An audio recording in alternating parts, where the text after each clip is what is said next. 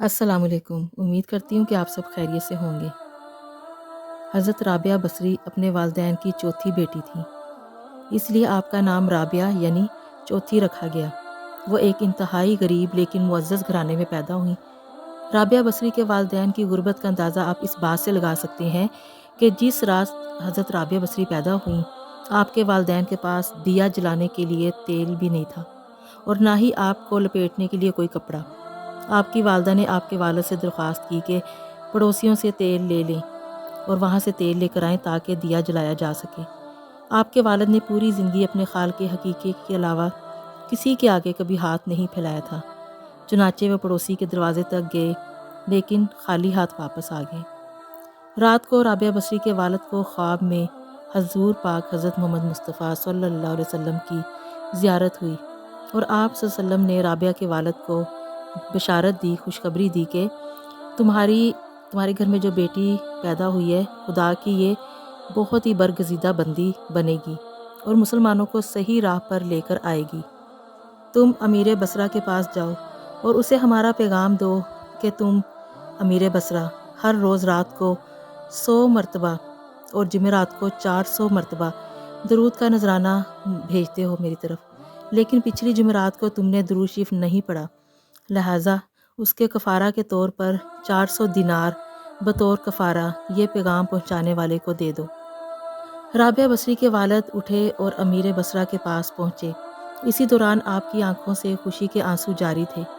جب امیر بصرہ کو رابعہ بصری کے والد کے ذریعے حضور پاک صلی اللہ علیہ وسلم کا یہ پیغام ملا تو وہ یہ جان کر انتہائی خوش ہوا کہ وہ نبی آخر الزماں صلی اللہ علیہ وسلم کی نظروں میں ہے۔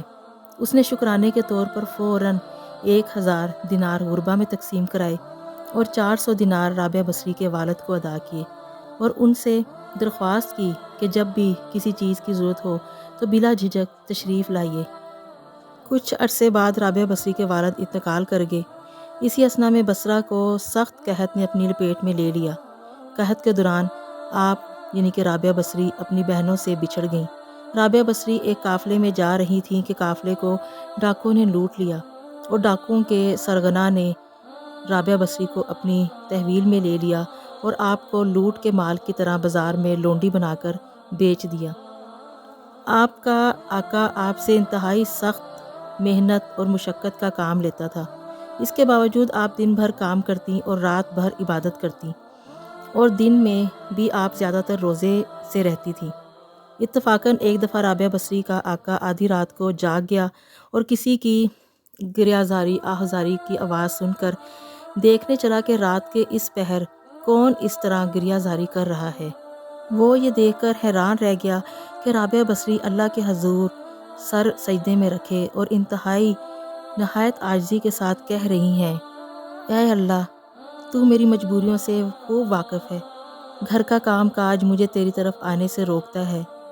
تو مجھے اپنی عبادت کے لیے پکارتا ہے مگر میں جب تک تیری بارگاہ میں حاضر ہوتی ہوں نمازوں کا وقت گزر جاتا ہے، اسی لیے میری معذرت قبول فرما لے اور میرے گناہوں کو معاف کر دے۔